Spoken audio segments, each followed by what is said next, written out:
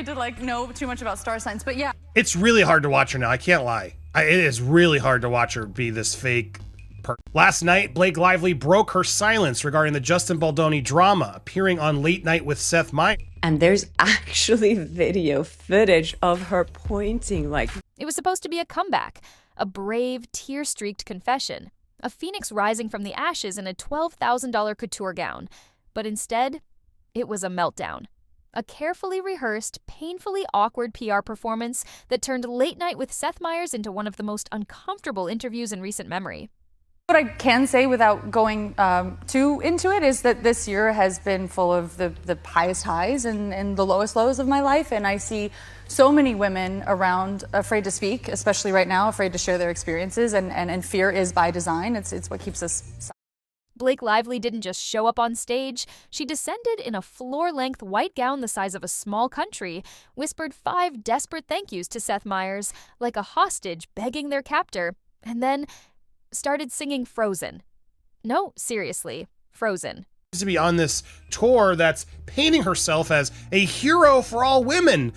And it's pretty frustrating how Seth and just Hollywood in general seems to be accepting it. But behind the fake laughs and soft lighting was something much darker. A full-blown media manipulation campaign, timed precisely to drown out the real reason Blake Lively is trending. Because just days before her so-called empowering appearance, she was subpoenaed.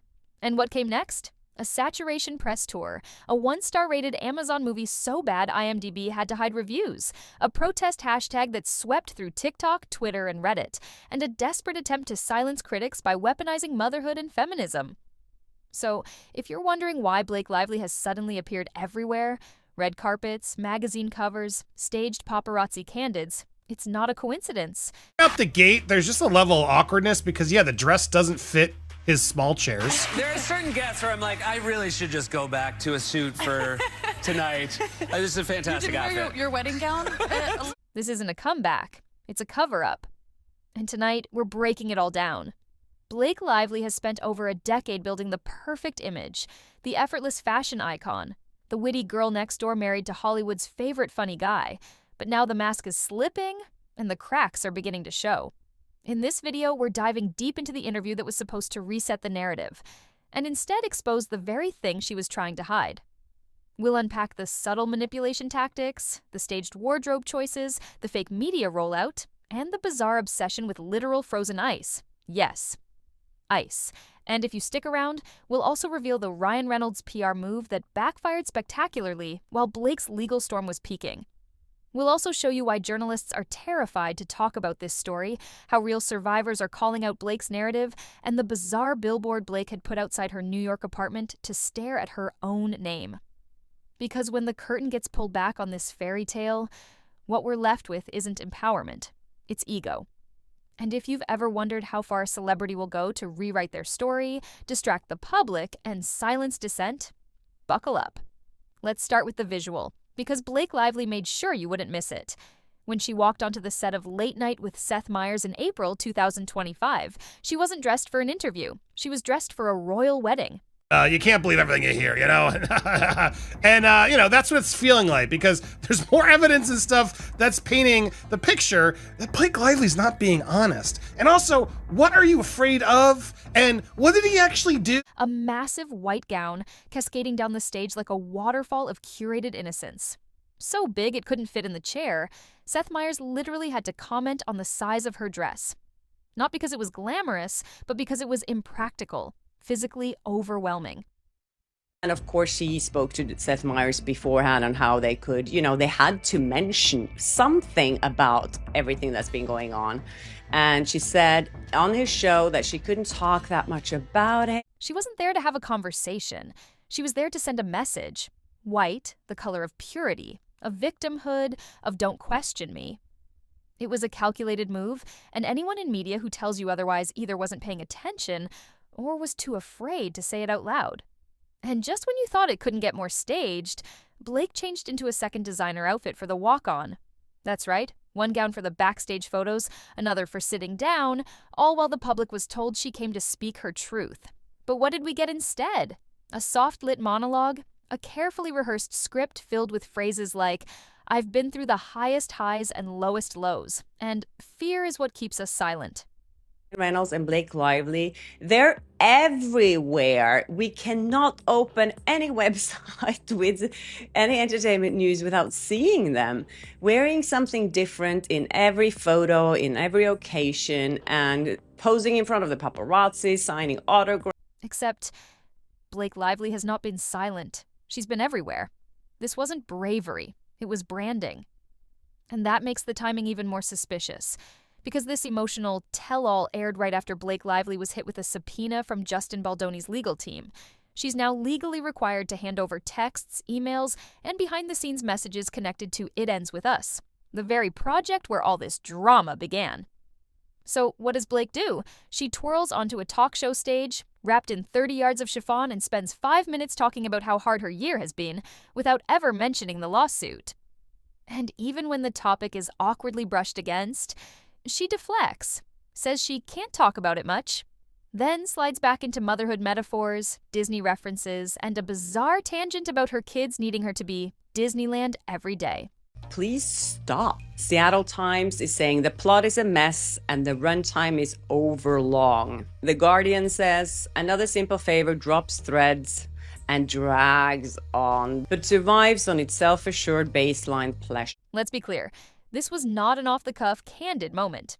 This was rehearsed damage control, complete with backup outfits and camera-ready tears. And Seth, he played along. Because he had to. Because in Hollywood, Blake and Ryan Reynolds aren't just celebrities, they're untouchable. And this wasn't an interview. It was the first move in a carefully crafted PR campaign designed to flood the internet with soft headlines, distract from the subpoena, and remind the public, look how sad and strong she is.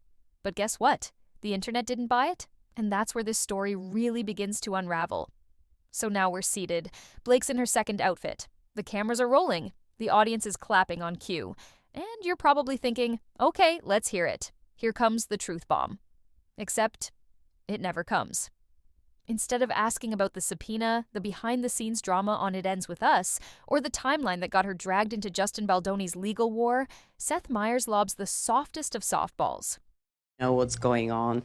The clips I've seen, it just reminds me that Blake Lively is not a great actress, and apparently Anna Kendrick is a lot more in the... So, I heard your character has some beef with ICE? ICE. Not allegations, not evidence, not lawsuits. ICE. And Blake, ever the showman, leans into it.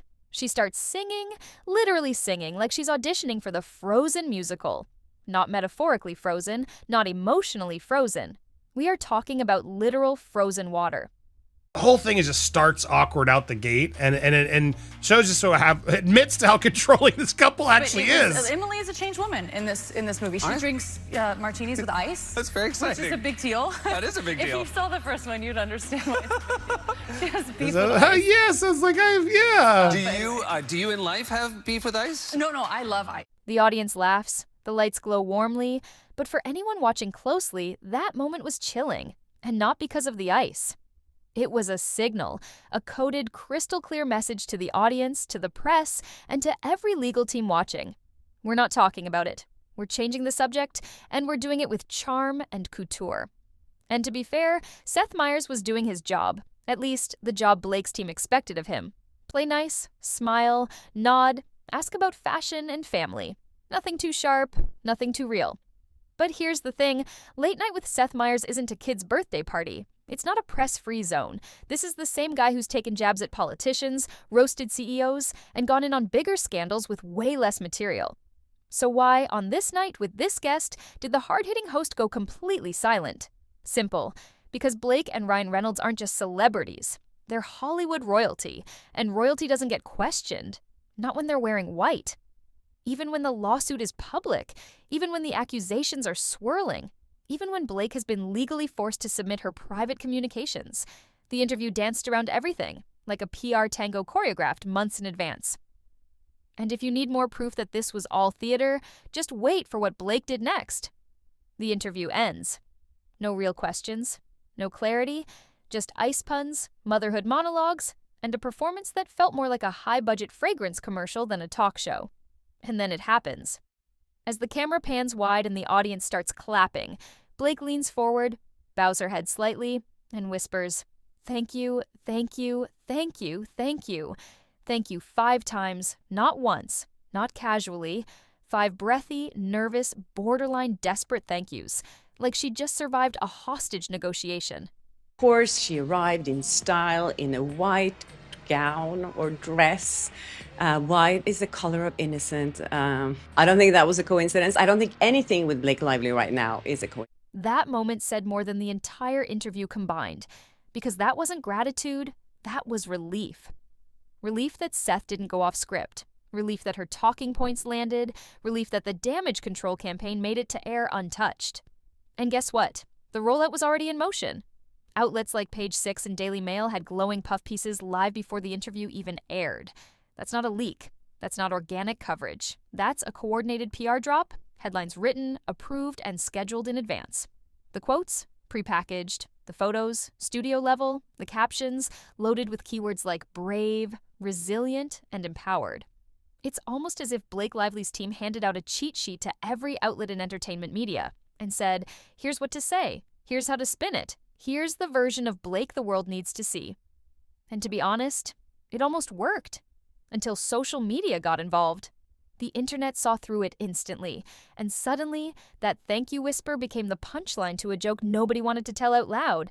That this wasn't an interview, it was a press release in disguise. Every laugh sounded scripted.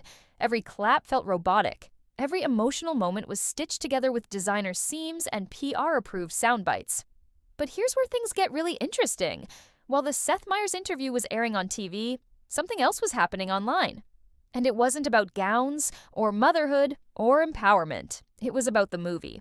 The backlash to Another Simple Favor was brewing, and Blake's timing couldn't have been worse. Trying to overwhelm us with appearances.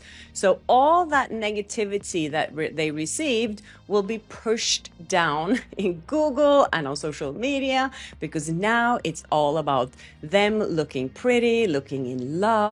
As the Blake Lively redemption tour played on screen like a high-gloss fashion editorial, something much uglier was erupting online, and no amount of chiffon could cover it up.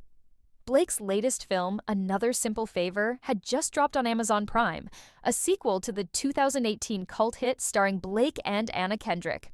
Except this time, something was off. Audiences weren't watching it. They were protesting it. Within hours of release, IMDb was flooded with 1-star ratings. Viewers weren't reviewing the film. They were using the platform as a protest stage, a digital riot, fueled not by the movie's quality, but by Blake's perceived hypocrisy. The backlash was so intense, IMDb allegedly pulled audience ratings entirely. Reviews were hidden, ratings disappeared, and people started asking, why? The theory? Amazon didn't want Blake's carefully timed PR comeback torpedoed by bad optics. So, they suppressed the firestorm, delay the damage. Let the algorithm cool down. But it didn't work. The press may have been in Blake's pocket, but the internet wasn't. On TikTok, people stitched clips of Blake's Seth Meyers interview next to reviews calling Another Simple Favor unwatchable, tone-deaf, and a self-indulgent disaster. The Seattle Times said the plot was a mess and the runtime overlong. The Guardian called it dragged out and superficial. The Washington Post gave it 1 star. 1. A lot more in the movie. She's carrying the movie, so Blake isn't even in it that much. But yeah. Guys, too. I think the first time we got an ice machine in a refrigerator. Anyway, they go on a whole monologue about ice. Blake Lively starts quoting and singing from Frozen, and it even quotes our honest trailer. We are making ice. We did that in our honest trailer. I was proud of that song. So what did Blake do in response? She launched what might be the most aggressive distraction campaign in celebrity PR history. Suddenly, Blake and Ryan were everywhere. On red carpets, signing autographs, laughing for cameras on random New York sidewalks like their love story was sponsored by Hallmark. One outlet described it as a public saturation assault. Another said, their faces are showing up more than ads for sugar-free gum. And it's true, it was relentless. And if you think that's accidental, here's the kicker. Right outside their penthouse apartment in New York City, a billboard.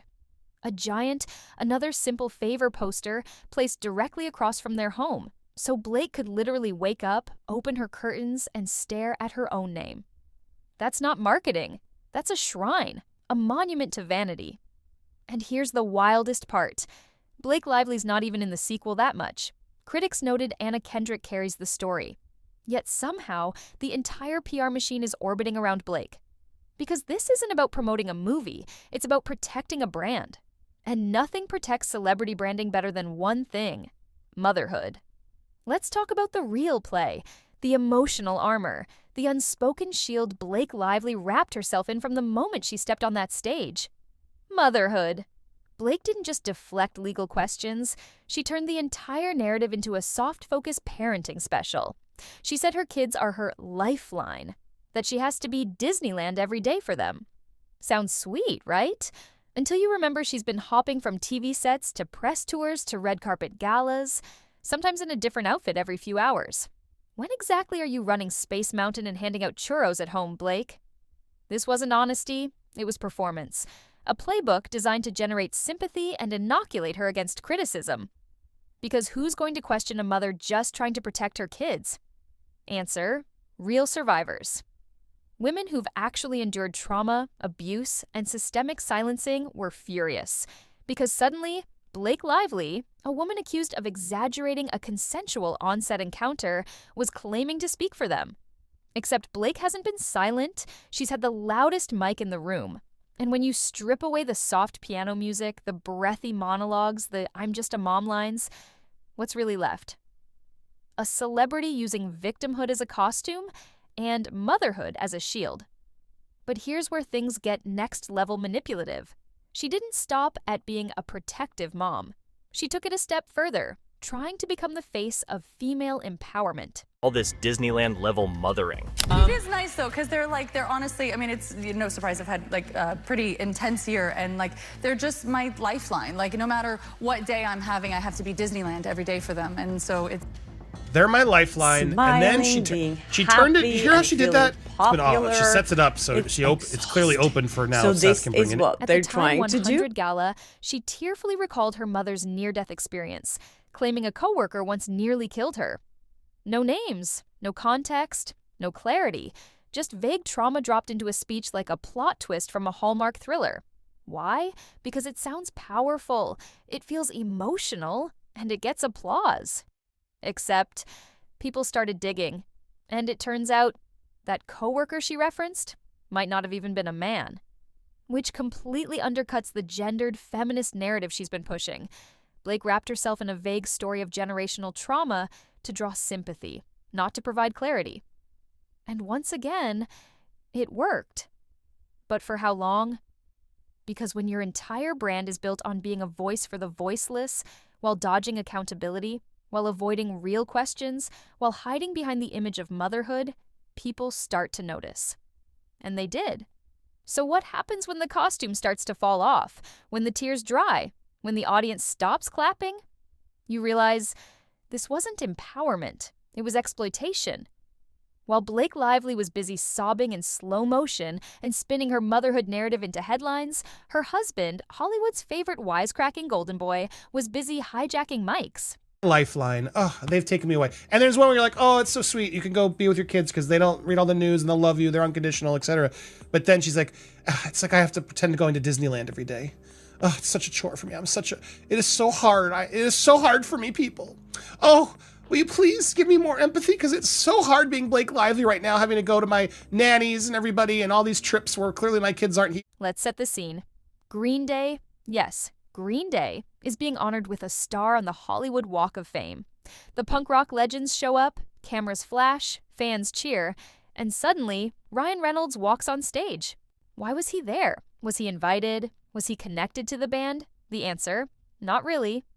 His only real connection, he used one of Green Day's songs in Deadpool vs. Wolverine. That's it. That's the entire link. That's like crashing a wedding because you once danced to their Spotify playlist. But Ryan didn't just wave and say thanks. He gave a full speech, a longer one than Green Day themselves. And while the band stood awkwardly to the side, Ryan stole the mic, the headlines, and the moment.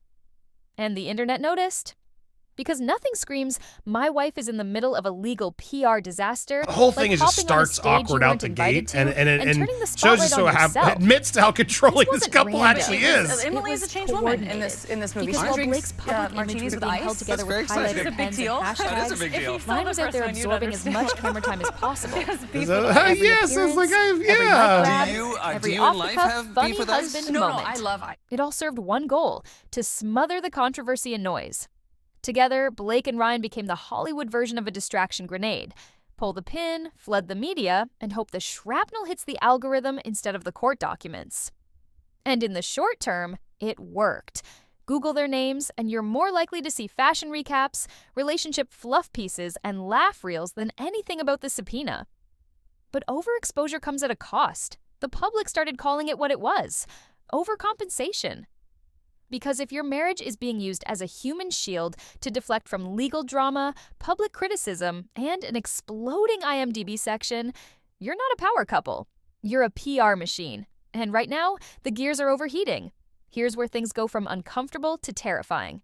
Because while most celebrity meltdowns are dissected across every outlet, this one, it's being actively avoided. The whole thing is just starts awkward out the gate, and shows you admits to how controlling this couple actually is. Emily is a changed woman in this movie. She drinks martinis with ice. That's very exciting. Which is a big deal. That is a big deal. If you saw the first one, you'd understand why. Reporters, actual credentialed journalists, have gone on record saying they won't touch the Blake Lively story. Not because it's baseless, but because it's dangerous. Why? One word: litigious. That's the word used by media insiders when asked why stories about Blake and Ryan keep getting shelved. Not controversial, not complex, litigious. Translation? Say the wrong thing, and you'll be sleeping on a courtroom bench before sunrise? We're not just talking tabloid gossip here. Streaming platforms have reportedly backed out of entire projects the moment they realized they couldn't portray Blake Lively as a misunderstood feminist icon. Imagine being so powerful that billion-dollar platforms refuse to fund stories unless they come bubble-wrapped in Blake-approved talking points. That's not PR, that's a chokehold. Even Seth Meyers, a comedian known for biting political satire, played the part of a well-behaved puppy. Not one tough question, not one challenge, just awkward banter about ice cubes and cartoon princesses. And even then, as the interview ended, Blake Lively whispered her 5 desperate thank yous. That wasn't a coincidence. That was relief. Because even Seth, who routinely calls out government scandals, industry corruption, and global crises, knew that stepping on Blake Lively's toes meant risking access, headlines, and potentially lawsuits. And if you think that's dramatic, here's what you need to know. Blake's accusations against Justin Baldoni haven't just damaged reputations, they've ended careers. His agency dropped him. He hasn't been seen in public. Projects have been shelved, collaborations canceled. And Blake? She's walking red carpets, changing gowns mid-interview, and being called brave for singing Frozen on a talk show. So who's really being silenced here? Because if you look at the people too scared to speak, the reporters, the directors, the studios, they're not terrified of public backlash. They're terrified of Blake and Ryan's lawyers. That's not influence. That's fear. That's the kind of power that stops scripts from being written and questions from being asked. And while Hollywood might still be playing along, the audience isn't. Let's pause here for a moment. Because for all the pageantry, all the staged appearances, all the headlines and #ready speeches, there's a real person at the center of this story. And no, it's not Blake. It's Justin Baldoni, the man who's now become a ghost in Hollywood.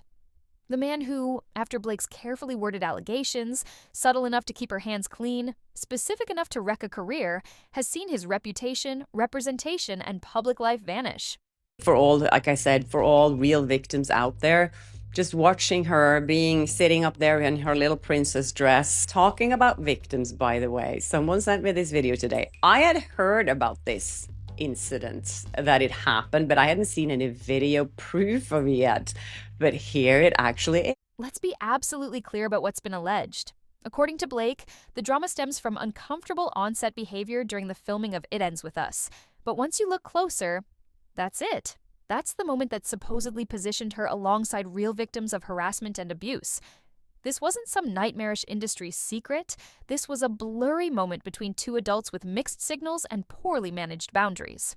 And yet, Blake paraded that moment across the Seth Meyers stage like it was a war wound, draped in white, wrapped in emotion, supported by puff-piece journalists calling her a voice for the voiceless. Meanwhile, Justin Baldoni, silenced. His agency dropped him without ceremony. His projects are on indefinite pause. He hasn't appeared in public since. This isn't a breakup. This isn't a disagreement. This is someone's entire livelihood being erased in real time. And here's the kicker. When you search for updates, you don't find news about his side. You find photos of Blake on another red carpet. You find headlines about her earrings, her heels, her bravery. This isn't just bias. This is narrative theft. Because whether intentionally or not, Blake Lively positioned herself as the hero in a story that wasn't even hers to begin with. And when you weaponize that kind of platform, the damage isn't just personal, it's systemic. Because if you're a woman in Hollywood who's actually endured violence or coercion, how are you supposed to feel seeing this? Blake took their language, their pain, their story structure, and wrapped it in couture. She flipped the script. And Justin, he didn't just lose his job, he lost the right to respond, because any rebuttal is instantly labeled misogyny. And that brings us to what happened next. When the public realized what was really going on, if Blake Lively's team thought they could outmaneuver the internet with soft lighting and a frozen quote, they severely underestimated TikTok, Reddit, and Gen Z. Think about all these things that she has accused him of, and then she comes on national television to talk about how she's the voice of all these women. The backlash wasn't just loud, it was coordinated, immediate, and brutal. Within 24 hours of the Seth Meyers interview airing, hashtags like "Ops Another Simple Failure" and "Boycott Blake" were trending. Creators across platforms were calling it what it was, a PR illusion, an insult to real survivors, a calculated attempt to silence dissent through emotional manipulation. IMDb had to shut down public reviews. That's not normal, that's not standard, that's panic. Even longtime fans, people who defended Blake through years of red carpets and rom-coms, started jumping ship. Because this wasn't just another PR stunt. This was the crossing of a moral line. And just when things couldn't get more cynical, Blake's team played the last card in the deck. Identity politics. Suddenly, anyone who questioned her story was labeled misogynistic. Anyone who raised an eyebrow at her timing was accused of not supporting women. And anyone, and especially women, who dared to say, "Hey, this feels manipulative," was told to sit down and shut up. That's the game, that's the playbook, and it works. A lot. Because the moment you disagree with someone who claims to be speaking for the oppressed, you become the oppressor, even if your critique is fair, even if your lived experience says otherwise. And for every person like Justin Baldoni who suffers quietly, there are thousands more without a platform at all, who see people like Blake hijack real pain and wonder. Will anyone believe me now? It's easy to get lost in the headlines, the gowns, the clapping audiences, but what Blake Lively has done is not just tone deaf, it's dangerous. Because when you cry wolf in a world full of survivors, you don't just distract, you damage, you delegitimize, you erode the credibility of the very causes you claim to support. And if that doesn't make you mad, it should. The public sees it now, the backlash is real, the glam squad can't stop it, the lawyers can't bury it, and no amount of choreographed thank yous whispered into a talk show host's ear is going to fix what's been broken. For years, Blake Lively crafted one of the most polished, unproblematic personal brands in Hollywood. The stylish sweetheart, the sarcastic mom, the wife of everyone's favorite quip machine, Ryan Reynolds. But all of that, the curated Instagram feed, the flawless PR rollouts, the effortless interviews, is starting to come undone. What we're witnessing isn't a comeback. It's a collapse, not all at once, but in slow, controlled implosions. One talk show, one staged whisper, one IMDb review blackout at a time. Blake didn't reclaim her voice on Seth Meyers. She ran a monologue, a pre-written speech, and Seth, clearly playing from the same script, dodged every chance to ask something real. We got Ice Cube banter instead of accountability. We got a Frozen sing-along instead of facts. And we got a show that felt less like an interview and more like a hostage video with a fashion budget. That's the Seth side of it. From the Blake side, this idea that she's now being silenced, that she's the voice for all women, that infuriates me. The fact that she's now trying to become the poster child for standing up. Standing up to what? You had all the control in that set. That joke? It wasn't just a line, it was the entire vibe of the night. The real conversation was crushed, compacted down into fluff and sound bites, and now the illusion is cracking. Because if Blake really believed she was brave, she wouldn't have whispered 5 thank yous like a student thanking a teacher for an easy test. If she truly stood in her truth, she wouldn't need headlines planted ahead of time. She wouldn't need to change outfits mid-show. She wouldn't need her husband crashing punk rock events to flood the timeline. This isn't courage, this is choreography. And here's the biggest plot twist of all. The audience isn't buying it anymore. The claps are hollow, the dresses feel like costumes, and every new appearance now feels like a desperate attempt to remind us she's still the protagonist. But when your entire brand hinges on a fairy tale, it only takes one moment of truth to make the castle crumble. Let's be honest, this whole saga might see from the Seth Meyers interview to the IMDb blackout to the wave of hashtags, it isn't just about Blake Lively. It's about power, it's about manipulation, and it's about how Hollywood still lets those with the best teams rewrite the narrative, no matter who gets erased in the process. Because someone did get erased. Justin Baldoni isn't on talk shows. He's not promoting a film. He's not trending on TikTok. He's missing, professionally, publicly, and intentionally. While Blake walked into Seth's studio draped in white, declaring herself the voice of the voiceless, the real silence was his. I don't know what to say. I feel like right now the people that are most upset with Blake Lively are the real victims that have actually survived domestic violence and other forms of abuse, and then they watch her sitting there being their voice. And that's the real betrayal. Not just the story Blake told, but the way she used someone else's silence as background noise to elevate her own volume. She didn't just hijack a narrative, she silenced one. So next time you hear the phrase, "We gave you crushed ice," remember what it really means? We gave you nothing. No answers, no accountability, just sparkle, spin, and a script rehearsed in front of a glam mirror. But here's the thing about illusions. They only work as long as the audience plays along. And based on the backlash, the stitches, the one-star protests, the commentary videos, and the walls of tweets, the audience isn't playing anymore. So what do you think? Was this a comeback or a cover-up? Are we witnessing a brave woman finding her voice, or a celebrity hiding behind a script, a stylist, and a team of lawyers? Let me know in the comments. And if you've made it this far, you're the reason real stories keep breaking through. This is the story they wanted buried under couture and applause, and it's just getting started.